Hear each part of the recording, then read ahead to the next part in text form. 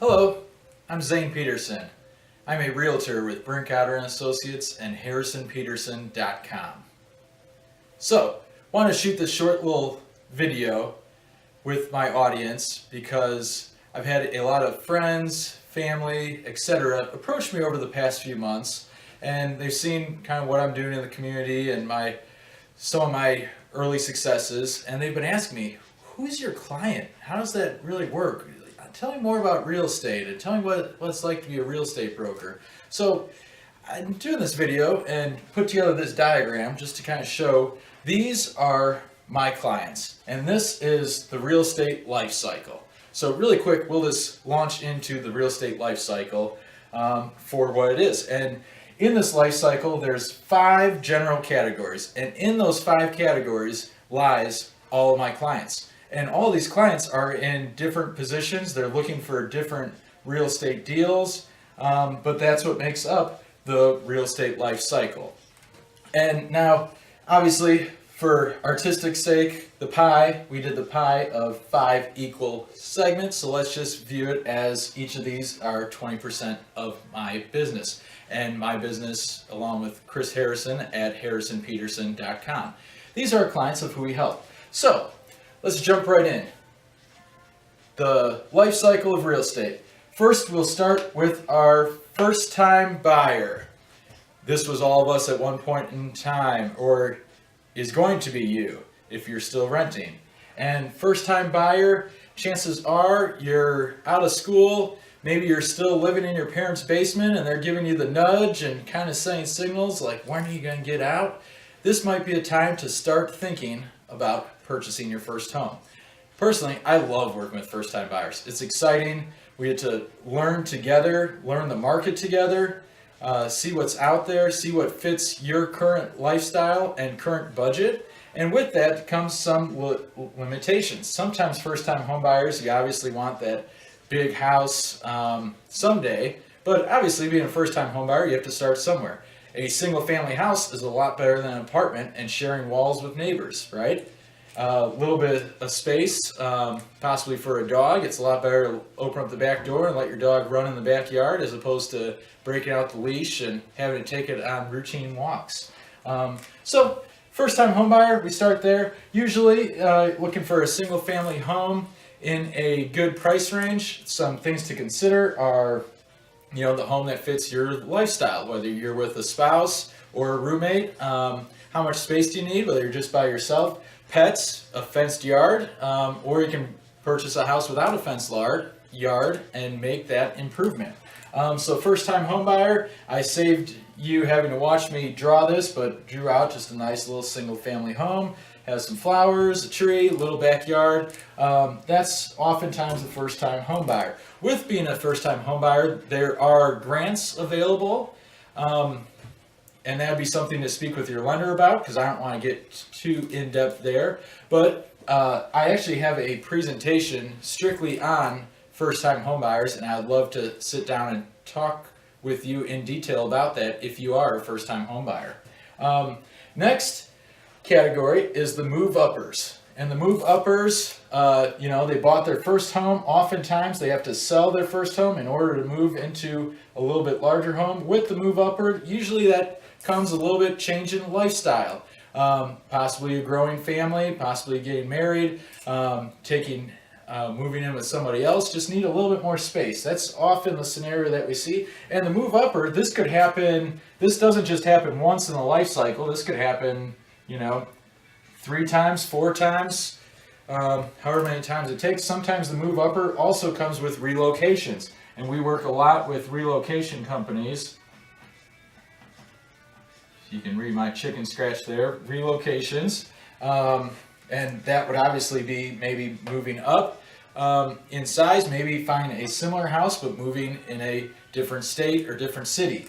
So move-uppers, oftentimes you have to sell the first house, in which case sometimes we write contingent offers. A contingent offer is where you have a period of time where you put an offer in that can get accepted by the seller of that house you're moving up to, and that is contingent upon you selling your first house.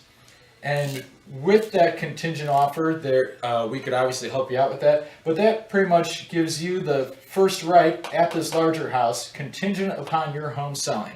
And if the sellers of this larger home have an offer that they come to an agreement on, they can bump your offer, which you'll either have to firm up and get sometimes we'll see this, a bridge loan.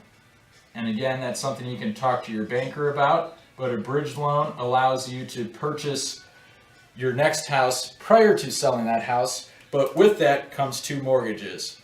Paying for 2 houses isn't that fun. So oftentimes we advise selling that first house or getting that first house on the market while looking for that next house. Also, the contingent offer is a possibility. Next, we'll move along for move uppers. Again, that could happen multiple times, moving up or moving in that same category and same type of house, often a little bit larger, a little bit more space. By this time, you already had your first home. You know which features you want that your first home doesn't have that you want in your second home.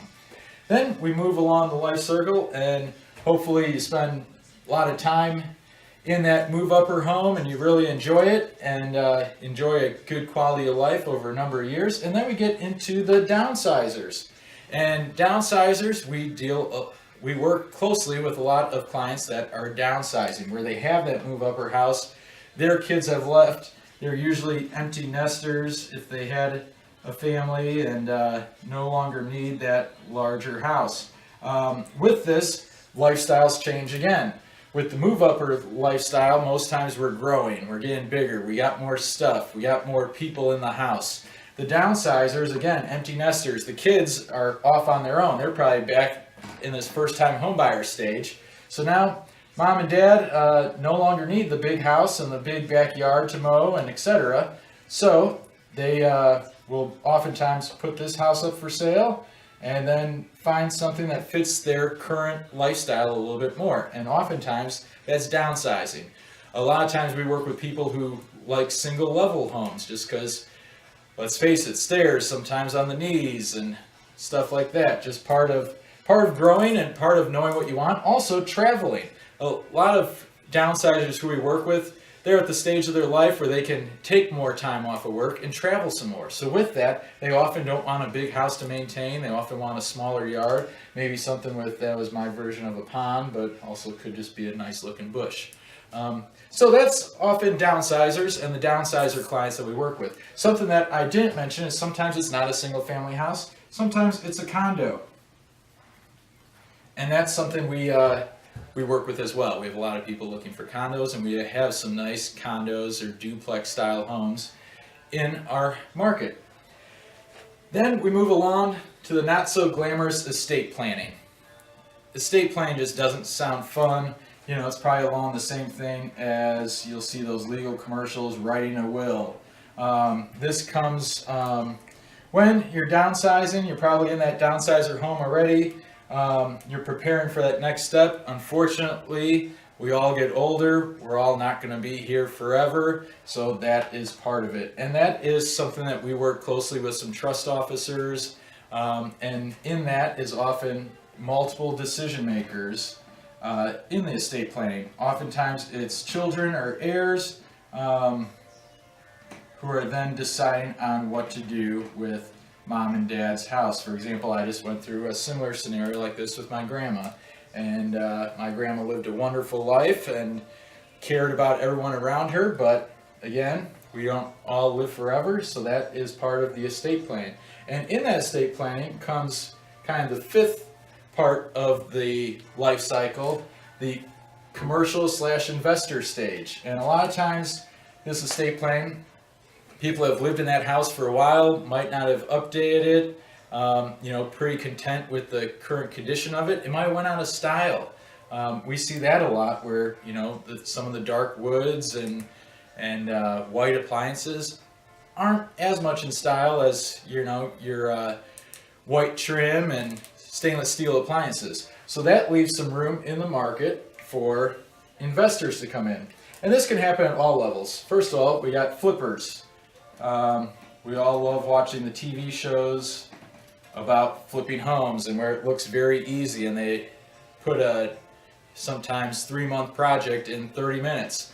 It's not always that easy. So, but if you are getting into flipping, we definitely work with commercial clients who flip homes. And oftentimes they look for estate type sales because that's a home that most times people take good care of their home, but maybe just didn't update it. So there might be some easy fixes like carpet and paint that can really turn around that property.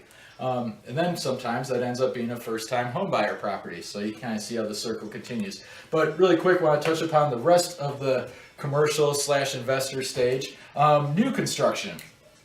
So contractors that are doing new developments, and we see this going on in our area as well. For example, currently Southeast Place over by the airport is a new development indicator that has single-family homes. So new construction is part of that commercial and investor clients who we work with. Multifamily, this is my little rendering of an apartment. So multifamily, and again, this is all part of the real estate life cycle, because with multifamily apartments, who out there prior to buying their first home, if you do own your first home, or if you're currently renting, who rented an apartment?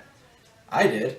So that multifamily investor was making rent, and a lot of times some people can get and grow their real estate portfolio enough where that's their full-time job as part of that. And with this also comes the commercial real estate of other sectors like retail, medical, etc., that will move in and be close to that new development, new construction, and build their businesses off of the regentrification of some neighborhoods, the flipping, some multifamily, or some new construction, because then there's places for us to go shop, go eat, go see a doctor, go get our brakes worked on by the mechanic shop. So all that falls into our commercial client.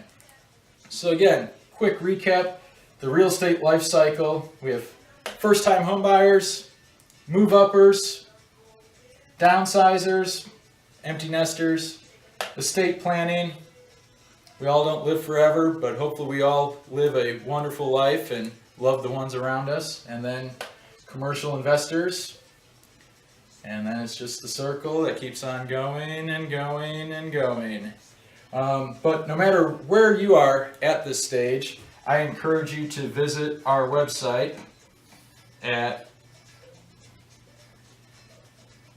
HarrisonPeterson.com. It's always fun to search for homes, whether you're currently in the market or just in that dreaming stage, and sometimes the right home comes on the market where you got to see it. Our website is updated every hour and has all those new listings on it.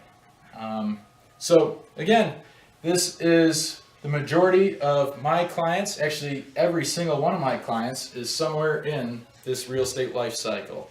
And I would love to assist you no matter where you are at in this life cycle. Have a great day.